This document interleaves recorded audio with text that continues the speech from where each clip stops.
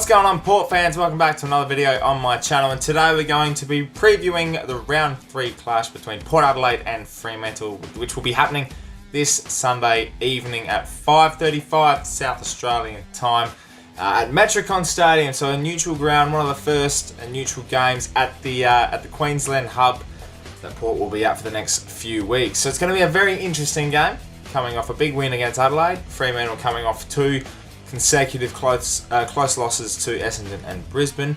It will definitely be a game where we'll be able to tell where each team is at heading forward through the shortened season. So let's get straight into this preview and see exactly who's going to take this one out. Plenty has happened since Showdown 48, and obviously Port fans, we are still celebrating a massive win in the prison bars and pushing forward to where all the Guernseys in every showdown. So there's a petition to sign, so make sure you jump onto that petition and back the club in. There's already over 15,000 signatures, so make sure you get on board if you haven't already.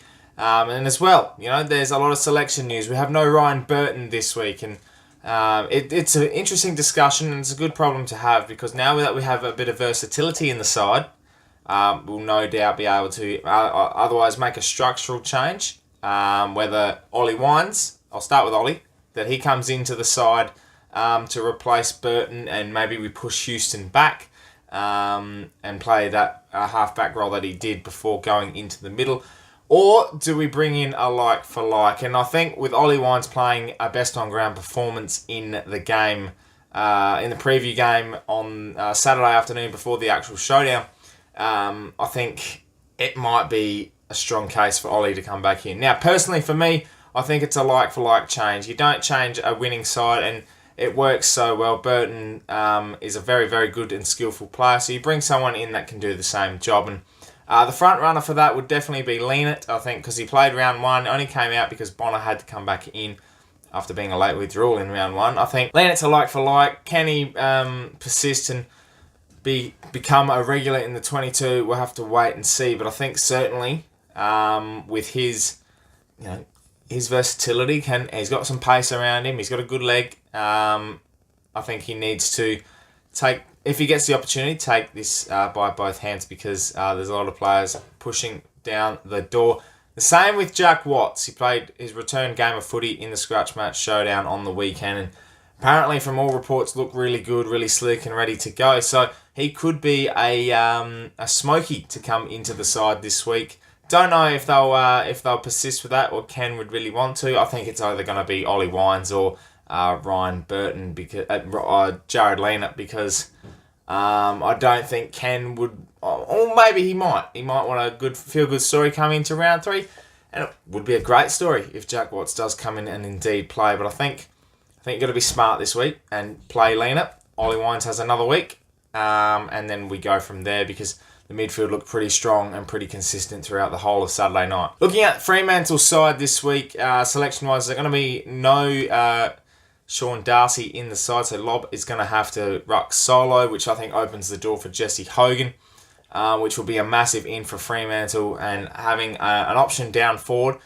Tom Cleary did have his work cut out last time they played last year, and I think with no McCarthy either, Wilson was a late out last week as well. I think there's a bit of I don't know what the word is. You don't know what you're going to expect with Fremantle, but the close losses between Brisbane and Essendon suggest that they are going to be a harder side to beat. A neutral ground probably does come in handy, but they have had the advantage of being up at the hub for an extra week. And I don't know. It's going to be interesting with their side. I think if we match up really well, you're going to have Fife versus Boak, no doubt about that. They played against each other the last couple of times, and they battled it out, and it was just a sight to see. And I guess, Charlie Dixon does match up really well against them last game of last year when he played for him and kick a bag of 4 goals. So it's going to be it'll be an interesting one. I think this will be the closest game we'll have so far. I wouldn't underestimate Fremantle. They might be 0-2, but they've had a pretty competitive side throughout the year. Whereas Port Adelaide, obviously playing Gold Coast, to a bit of an unknown, beating West Coast, but then we thumped them before the bye, so maybe the bye was a big difference for them. And then Adelaide, who are just in shambles at the moment, well, they're falling apart. But yeah, it's hard to tell about Port if you're looking from an outside view. Internally, for me personally, we're ready to go. We're driven, we look good, and we don't normally beat and pummel the sides that should be an easier win. Usually we'll have a tough contest and get over the line, and to know that we're punishing sides that aren't being as good is a very, very good asset to have, especially in this shortened season, because percentage is going to be everything, winning is going to be everything, and we need to be taking advantage of that. I think the big positive this week, though, looking at as a neutral fan, as a Port fan obviously, but as if you're a neutral fan, there's going to be another 2,000 people allowed at the stadium this week to support the boys. So fans will be allowed into all Queensland stadiums this week, and 2,000 people. That's, the amount of noise that 2,000 people made on Saturday night at the Showdown suggests that it can be a loud crowd. And I know if the Port fans that are living in Queensland, that will be up there, they'll definitely, no doubt, be screaming loud and proud. So make sure you get out there, Port fans, because we need all the support we can get, because I think there'll be more than us than there will be Freo fans. So looking at this game in general, I think overall we do have the more balanced side, and I think it's hard to tell with Fremantle how exactly they're going to come out and play, but I think us coming up to the hub, we played Queensland really well, and we actually adapt to the conditions pretty quickly. And I think that's what comes with being a young side, is we're able to adapt to anything that we're given, exactly. So with condition-wise, it could be dewy, it could be wet, it could be hot.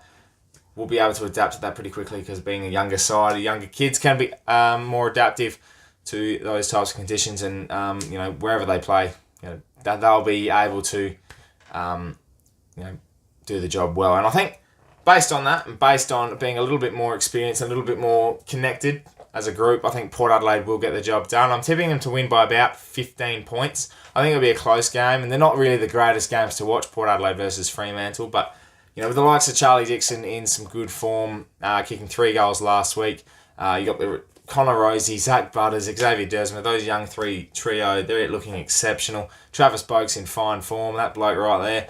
And the dangerous Robbie Gray, who was really quiet last week, he doesn't have 2 quiet ones in a row. He'll definitely be looking to damage Fremantle. And I think as a collective, our back 6 just holds up against any forward 50. So I think with Cleary, Jonas, McKenzie, who's in great form, matchup-wise, we'll definitely be able to see. I think that they can move around as well, and they'll be able to be a bit more versatile on who they play on. Walters is probably one I'd be watching out for, and usually you'd play either Burton or Jonas on Walters, but you might be looking at a Darcy Byrne-Jones maybe Lena if he comes in to play on him. You just don't know, but Walters will probably push and float around a bit more, so we'll have to be a little bit aware of that. Well, that's it. That's the preview for round 3, Port Adelaide versus Fremantle. Let me know in the comments below what you're thinking about this week's game. I'm a little bit nervous, but at the same time, I'm pretty confident we will be able to get the job done and go 3-0 in a season that only has 17 games, which means every win counts. It's just another one that we have to overcome, especially in the hub. If we can go into the hub and be a pretty successful unit, only lose 1 or 2 games, and come out of it with a 4-2 record, a 5-run record, or however long we're up there. Don't lose too many games, and you're given an opportunity to be 2-0. You've taken it. You've worked hard for it. Now it's time to make it 3-0. So I think it'll be a very, very good game Sunday night. Thank you very much for watching, Port fans. Make sure you subscribe to the channel if you're new for plenty more Port Adelaide and AFL content coming your way. My name is Anthony, and as always, count the pair.